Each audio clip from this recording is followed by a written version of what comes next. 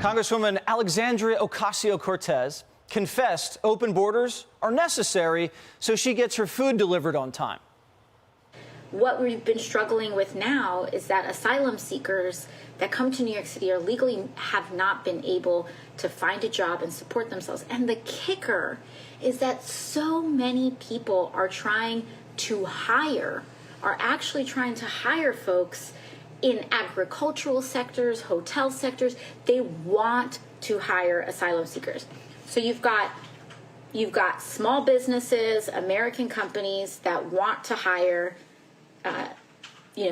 immigrants, and you've got immigrants that want to work. Yeah, why do they want to hire immigrants? Oh, because they can pay them dirt cheap wages and no health care. And Biden just shattered his own record. Nearly 250,000 illegals broke into the country last month. So it's clear there is no border security. They're just using the border as a vacuum for Latin America and for all over the world. Biden's confessing, too. He's not even pretending he's trying to stop illegal immigration. It's just an amnesty plan. Watch. We're significantly expanding legal pathways for entry so businesses can get the workers they need. Families don't have to wait for a decade to be together.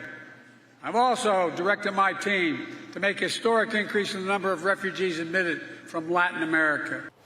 RFK Jr. seems to be the only Democrat trying to do something about migration. He's down in Texas tonight, and he joins me now. So you just heard AOC and the president say they're just trying to match third world workers with American companies. What's wrong with that, RFK Jr.? It's just a business plan. Well, there's nothing wrong with it if it's legal immigration. The problem is the open border is not a way to do that. And I understand that a lot of the Democrats promoted this policy at the beginning of the Biden administration out of a humanitarian impulse, but it's been a catastrophic failure. It's caused a humanitarian crisis at the border. Our border policies are now being administered by the Mexican drug cartels.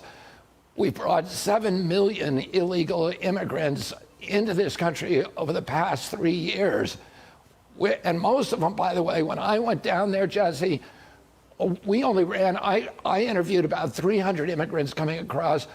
Only 2 of them, the 2 groups from Latin America, had any kind of asylum claims. The rest of them said, we're just here to work. It's being abused. It's fine to bring people here to work. We ought to have an open gate. We ought to have open gates that encourage legal immigration and make it an easier path to citizenship.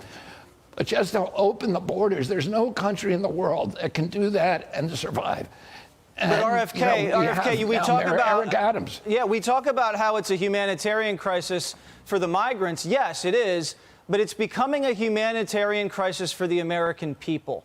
Do the Democrats in Washington see either of those things?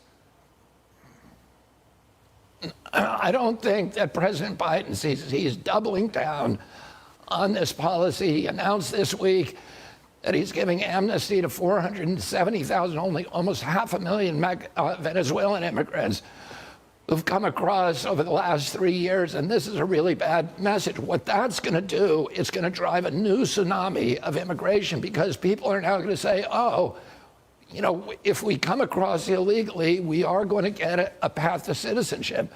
It's not the way to conduct an immigration policy. It's doubling down on a very, very bad policy. As you said, Mayor Adams, Eric Adams, who's the mayor of New York, has said this is killing New York. This is going to destroy the city. It is crushing the social service systems. The cost so far to New York City has been $12 billion. There's 110,000 illegal immigrants in the city. They have nowhere to go. They cannot work. It is a disaster for everybody who lives in the city. And now what this policy has done is to turn every city in this country into a border town. We have to have orderly immigration into this country. This is not the way to conduct it. And what we did today is to call on all Democrats to unify with Republicans and independents and ask President Biden to reassess this experiment on the border, because it has been a disaster for our country. It has been, and I hope he listens. I'm not sure he will, but I really hope he listens, because we need to figure this out fast before it's too late. RFK Jr., thanks as always. Have a great weekend. Stay safe down there. Hey, Sean Hannity here. Hey, click here to subscribe to Fox News YouTube page and catch our hottest interviews and most compelling analysis. You will not get it anywhere else. I feel like the whole country needs to know what's going on here. It's bigger than alarming. This is the worst I've ever seen it. I witnessed this dystopian nightmare of this uncontrolled flow of desperate humanity crossing the border and converging here because of misbegotten policies by high leadership of the United States. When President Biden took office, he signed some executive orders that basically halted all wall construction. It put our agents at risk. It put the migrants at risk. It incentivized the profit making for the smugglers. At the end of the day, this is a business. Billions and billions of dollars every month are earned from transporting people across into the United States. These kids are being exploited all along this track. There's nothing humane about any of this. In this room, obviously, we designed it to be as comfortable as we can possibly make it, because the reality is no child should ever have to come to this exam room. Mi señora y mi hija están conmigo, pero mi hija de 18 años, no sé dónde está. We see a lot of violence as people are making across the border through Mexico or their countries. We see that devastation in the human lives. What happens if the family doesn't have the money to buy the plane ticket? Well, FEMA reimburses us. We can buy that ticket and So you buy the ticket for them? yes. They were told they could get a bite at the American dream here, and that dream becomes a nightmare along the journey.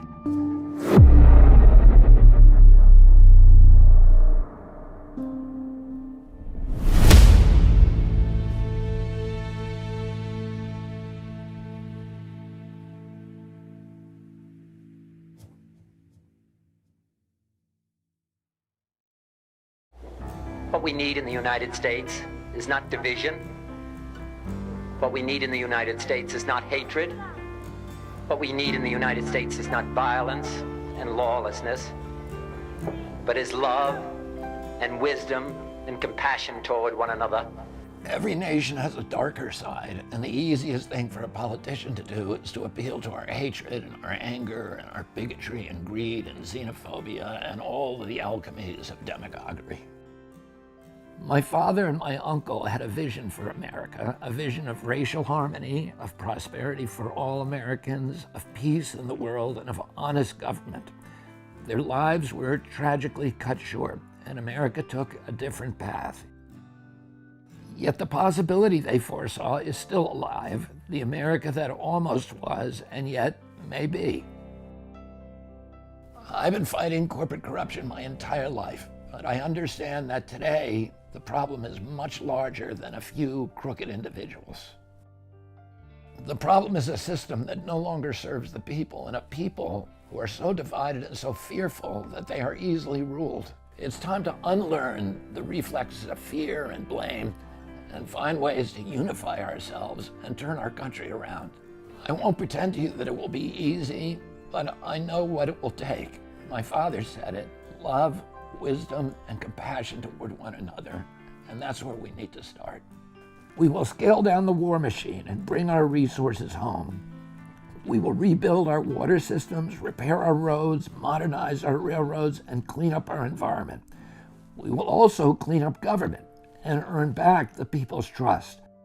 We will end the secrecy, the censorship, and the surveillance. We will again be a fearless land of liberty. The cost of freedom is always high, but Americans have always paid it. We will face honestly the darker parts of our history, the genocide, the racism, not to shame or blame or punish, but to repair as best we can in a spirit of compassion and kindness toward all.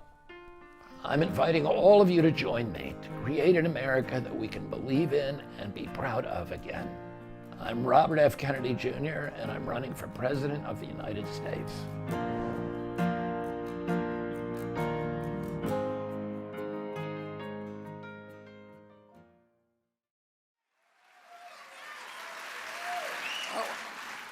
I've come here today to announce my candidacy for the Democratic nomination for President of the United States.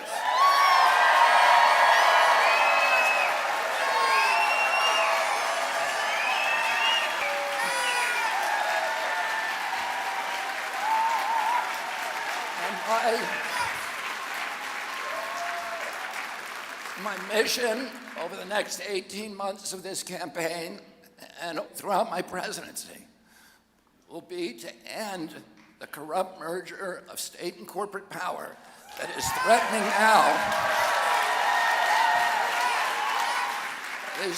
now to impose a new kind of corporate feudalism on our country, to commoditize our children, our Purple Mountain's majesty, to poison our children and our people with chemicals and pharmaceutical drugs, to strip mine our assets, to hollow out the middle class and keep us in a constant state of war.